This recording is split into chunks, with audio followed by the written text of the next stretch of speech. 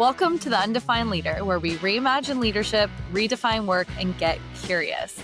Today, we're curious about listening as a leadership skill. So 70% of employees say their managers rarely listen. Why? Derek, why? Do you have the answers? I think we need to talk about this because I think we see it both ways a little bit, right? Like I think we see like the obvious side, like leaders should listen. That seems so obvious. But then probably like in our reality too, we may have those feelings of I'm not being listened to, or I'm not being heard. And different people that we interact with, like our friends when they're talking about where they work, or other people like that. It's a frequent thing, right? The leaders aren't listening to us. The leaders are making these decisions and they're not listening. So it's on one side, it just seems so obvious. Then on the reality side, it seems rare. So I guess it doesn't surprise me that 70% of employees would say that. What about you? It doesn't surprise me. That's a hard skill. Listening and then also showing that you're listening is a very important skill, but it is difficult and it's hard to come by sometimes. You said something the other day that like stuck with me too of so the sentence says rarely listens.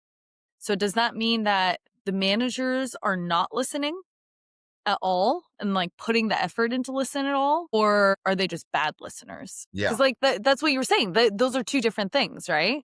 Yeah. Um, yeah, I think so, right? There's just not listening. And I don't think what that means is like you're talking and I'm there, but I'm, like just thinking about other things. Like it's what I think of a not listening means I don't give you a chance to talk. Right. So it's not necessarily a listening. It's like an opportunity issue in my mind a little bit when I hear like they rarely listen versus being a bad listener might be like I'm listening to you and I don't remember anything you said, or I misheard you, or I misunderstood you. I didn't ask for clarification, but I let you talk. So I think like that's where in my mind, some of the gap is. Someone who doesn't listen just doesn't let you talk, Mhm. interrupts, doesn't let you talk, doesn't give you the opportunity, versus a bad listener goes through the motions of listening and doesn't come away with any info from it. Or pretends to listen Pretend, and doesn't actually get it. distracted or Um, whatever. Yeah.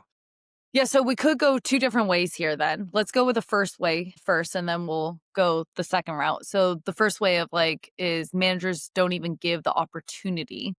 They're not listening and they don't give the opportunity to their team to Yeah. listen. I mean, I know I've seen this so many times in meetings where the leader is the first person to speak and the last person to speak, and they don't ask enough questions to even give opportunity to hear somebody else's feedback or perspective. They come in with their own agenda. And I mean, Simon Sinek has a whole book and thought around eaters eat last. I mean, why would he have that? It's because we do have a crisis of people not listening and speaking and being very think they have all the answers. Yeah. So I feel like that's it. That's how I feel. Well, they don't create, if it is that first one where they're not listening and it is like an opportunity issue, they're not creating venues for it, right? Or the right formats for it. And it might just be because of like efficiency or things like that. But hey, okay, let me throw the whole team together and get their opinion on something. And you put everybody into the room. And like you said, the leader ends up just talking the whole time or starting with their own opinion. But again, like the mixture of people in there, you will have some people who are very comfortable expressing their thoughts and opinion in front of the whole group. And then you're going to have some people who don't, right? And who won't feel comfortable doing that. And so it's like a one size fits all to the listening, like speak now, or here's your chance type of deal. And if you say something later, it's like, you were in that meeting, why didn't you? It was just never the format. Some people need a one-on-one, or some people need smaller groups, or an opportunity to respond in writing to something. Like everyone kind of has different ways that they want to be heard and listened to. Mhm. So I think that's this first thing of the venue, the opportunity, or maybe they do schedule the one-on-one, but they talk the whole time and it's not actually an opportunity. So I think there's a lot of reasons why someone might not be listening to you. So then let's go in the other direction now, where we said, let's say there is the opportunity, but the leader, the manager is just a bad listener. So I agree. You gave some examples earlier where you said they might be listening, nodding their head, but they don't completely comprehend what you're saying and understand. They might be thinking of what am I going to say next, and then completely missing what you're saying as well. They're not very active listening. Hmm. Or, I mean, there's also a perceived place of we might perceive that someone's not listening or a bad listener just because they're not repeating back what they're hearing or commenting on what they're understanding. So then you just assume that they're bad listeners at the same time. So there could be a few different things that happen at that point as well. Yeah, this was a number of years ago. I worked for someone, and as like the leader, they pretty much were just like always in their office at their computer. The door was pretty much always open. So it was the so-called open door policy, right? It's oh no, I'm here anytime. Open door policy. Come in, talk to me anytime. And so you go in there, and they're there always at their desk at their computer, and would never look up. Right. So it's just like, looking at their computer. Hey, what's going on? Still looking at, and then, well, this. Mm-hmm. Mm-hmm. Mm-hmm. So it's like I would just always question, like, are you like, is this a bad time? No, no, no, just go ahead, say it. I'm listening. Even though like every part of their body, their eyes, their attention, their focus, like would never shift to you. So to me, that is a bad listener. They're Mhm. technically listening. They're just bad at it. And they're sending the message of you're not as important than something else that I'm working on. And I don't care enough to put in the effort to listen to you and understand what you're trying to say. Yeah. Because when someone is in that bad listening mode, and we're all guilty of this, right? Like I'm guilty of doing this to people where I'm doing on my phone, oh no, I'm listening. No, I promise I'm listening. We're all guilty of this, right? When we take it though into like a workplace, and when we have people that we're leading, yeah, just like you're talking about the message that sends, but also just when someone is listening that way, what are the odds though that they're going to ask follow-up questions versus just give you answers and solutions? Yeah, they're probably gonna give you answers and solutions because if they don't want to put in the time and effort to listen and they don't care as much, why would they prolong that conversation and ask another question to fully understand what you're coming at and then coach you in that versus I'm gonna listen, I'm gonna hear whatever I need to hear, tell you whatever you need to hear, and then that's the end of it, and I could just go back to what I'm doing. Yeah, it's very, again, kind of like transactional, in nature. On that of like listen just enough to give you an answer, right? And so you'll typically hear them say like, "No, Alex, I get what's going on," right? Though it's kind of like there's like a cutoff. No, no, no, you've given me enough info versus give me more info.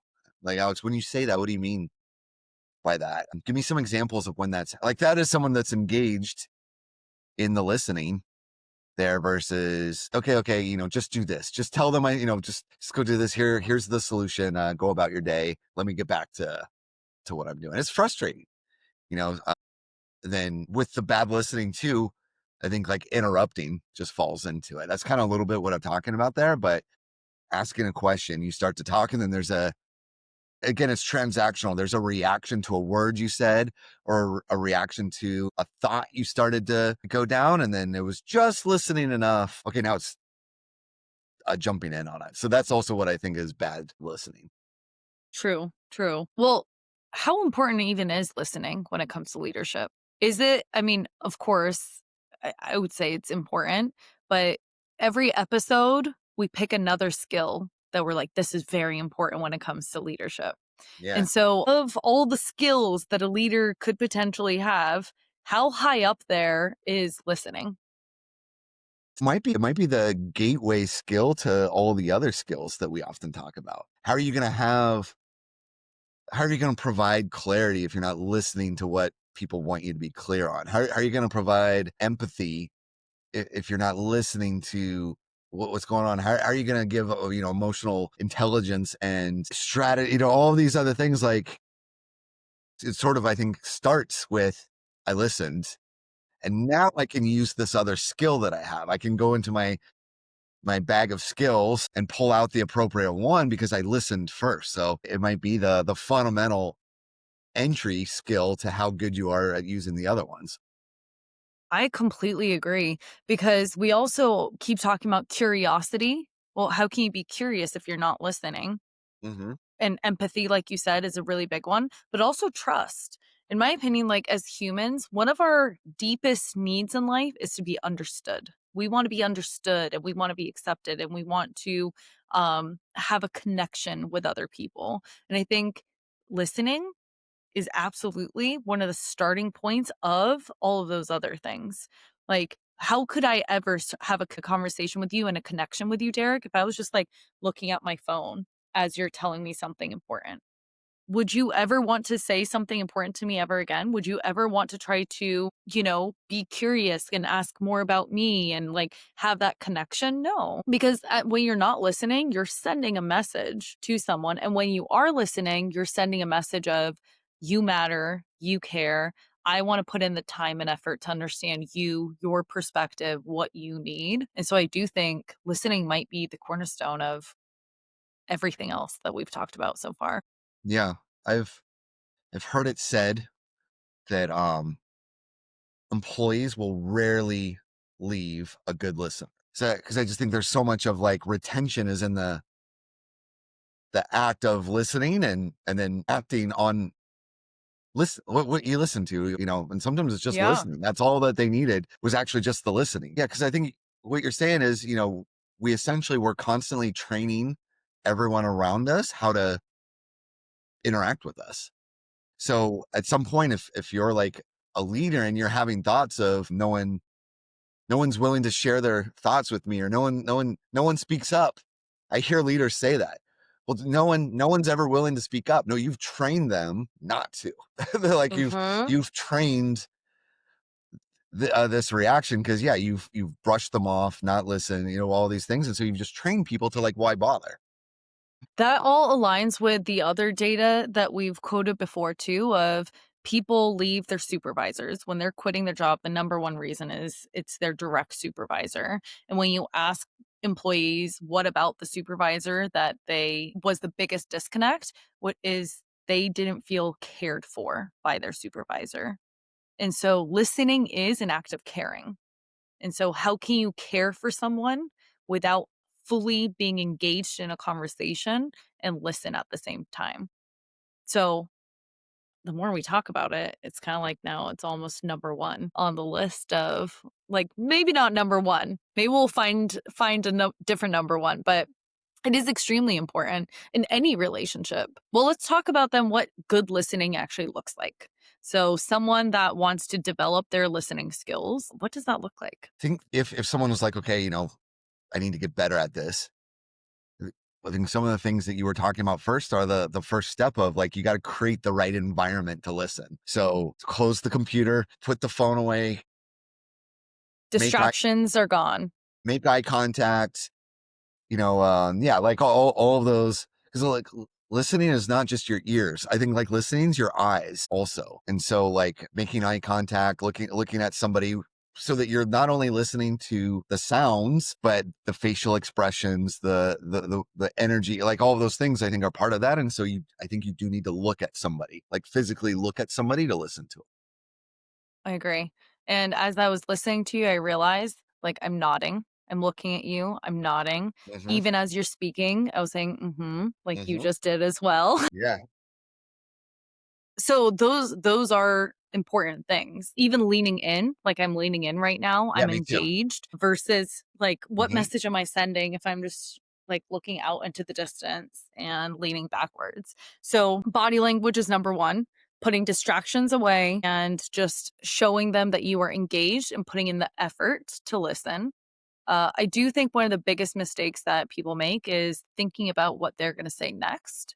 So just take that away. If you're thinking about what you're going to say and what your agenda is, you will never fully listen. And so what you're going to say is going to come up based off of what the person in front of you is saying anyway. So I think being not distracted by things around you, but also not distracted by your own thoughts and agenda, and just listening to the words that the person is saying is important. Yeah. And then building on that, I do think there's like levels. So that's like always good with a skill. Like, can you classify this skill into levels so that it's broken down of moving from one level to the next? So I think level one, listening, is more word oriented, right? Of paying attention to your words, okay, not trying to react, but actually like listen to what you're saying, the words you're using and things like that. I think level two is listening to your feelings and your emotions, because you could say five different words and they could all have five different, the same word five different ways, right? Because you have a different emotion behind it, right? So now it's getting more cues in there. And then I think level three listening is, I'm listening for your ideas. So it's kind of like, what are you not fully saying, or what's the discrepancy between your words and the emotions that I'm feeling? And then now I'm trying to listen like bigger picture and not reacting to the specific word or maybe the emotion that you're feeling behind it. I'm trying to listen to what is the overall idea you're trying to convey to me. And that is a massive skill. That takes, again, empathy, emotional intelligence, a lot of things, I think, for me to like listen to what you're saying and be like, Alex, I completely understand what you're trying to say. And then from there, I think there's like cues that you can do of like, let me say back what I think I hear what you're saying, or or asking a question of, Alex, it seems like what you're trying to tell me is this. Am I on the right track? And I think that's level three listening versus the level one, just again being words, level two, just being the emotions, level three is the whole spectrum. Yeah. Something about words that I think there's even levels within that word level of hearing vague words that someone's saying, not necessarily the full sentence that they're saying, but you might say something and there's just something a little off, and there might be a word you specifically use that's just a little vague. And asking the ability to ask a question of like, hey, Derek, what do you mean by X, Y, and Z? Hmm. I think that shows that you're listening even more and you're allowing that person to go deeper into their thoughts and emotions and vocalizing and communicating what they truly were trying to communicate earlier too. I think the best way to listen is by asking questions. Also, people love talking about themselves. And so I was just talking to a friend and helping her prep for an interview. She was like, what kind of tips do you have for me? I was like, ask them a bunch of questions. And here's the few questions you can ask. People love talking about themselves and they like talking more than listening a lot of the time. So if you can get the other person to talk a lot, they will probably walk away from that interview or that meeting being like, wow, that was great, even though they did most of the talking. So, and that just shows, I think, like the human need of we want to talk, we want to be understood, we want to share our ideas and our thoughts and feelings and whatever. So, allowing space and asking the right questions to get people to even talk more will help you become a better listener and communicator and build that trust and relationship at the same time. Fastest way to build trust with someone is to listen to them.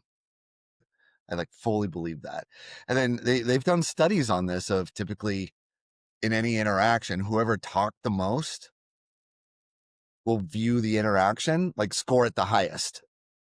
Yeah. And so if you're, because we love to hear ourselves talk and, and all that. So yeah, if, and I think a lot of this too, Alex, if we backtrack a bit, is again, what is the goal from this? If the goal is that I need to give them some critical piece of info, that's a whole different goal than building trust, letting someone feel heard, coaching, mentoring. Like I think until you got to start with like the right goal. Most of the goals, though, the way that you're gonna achieve that fastest is saying less and just listening more than when you do talk. Yeah, really good questions. I love what you're saying. I love clarifying questions. Those are one of my absolute favorite questions, and that just was really makes someone feel that you actually are listening to me. You actually are. You heard me say that word And so it feels good. It feels really good when someone listens to us. It feels really And they're good. more likely to come to you again when they have a thought, a feeling, or an idea versus like we said earlier, we're training people around us of how to communicate and act with us and showing them that it's safe to communicate and safe to share their ideas versus like if I don't care, no one's going to come to me again and we're not going to create that relationship uh as well. We've just tie in a few things here. We've talked a lot in the past. We did a previous episode on it, some major episodes on it, about like leadership styles, right? And when we went through kind of like the history of leadership styles and all that, which if anyone's listening to this and you haven't checked out that episode, like just really want to encourage you to go Good one. back to the history of why the different ones came. But one of the ones that I sort of have a bit of a pet peeve about is the servant leadership style. And my contention with it is not that it's bad. It actually sounds amazing. My contention with it is that a lot of the times people who claim that one or who aspire that one don't act. It's very easy to be hypocritical. Because in my mind, if I'm envisioning a servant leader, someone that they view their role as the leader to serve everyone else, you should be listening like 99.9% of the time. Like how else could you better serve the people around you than to listen to them? Mhm. And I don't think like a lot of times that shows up in so-called servant leadership. It's like I'm going to serve you by giving you the answers, or I'm going to serve you by doing these different things. And how amazing would that be if there's like the listening leadership style? I think it should be in like the servant leaders. Like how would you better serve your people than to listen to them? Yeah, because I think also they assume sometimes. They assume that my team needs this, my team needs this, and they go and they do, and then they feel great about themselves and great about their leadership, but no one asks you to do those. Those may be the complete opposite of what that team needs. And you will never know the truth if you don't just listen and ask questions and you're curious versus just assuming too. So Yeah. So I'm like, Alex, I'm at your service, and then I'm going to stop talking, right? Versus somehow trying to go into this mode of I can both be a I can both assist and give people what they need and not listen to them. It's a very contradictory scenario. And so there just needs to be like a level of self-awareness, I think, around all of this. well, you just said too, I'm going to listen and give people what they need. But I think earlier we just realized that one of the biggest needs that we have as humans is to be Just to listened listen. to and Might to be be all you need to heard. do. Is So, just listen. as a servant leader, then that is probably one of the first things the best way you can serve your team and the people around you.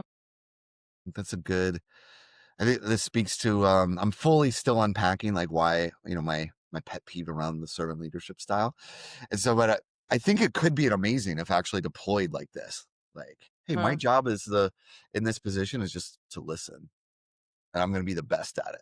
And have that like be the goal. That'd be amazing. Well, going into this episode, I didn't think that listening was going to be in the top 5 or so skills that I thought were important as a leader. So that was fun that we uncovered something. We identified in the undefined leader. We're starting to define skills that we think are important. So that's exciting. Listeners, if you guys have a skill that you think is more important than listening, let us know and we'll dig into it and have an episode about that too.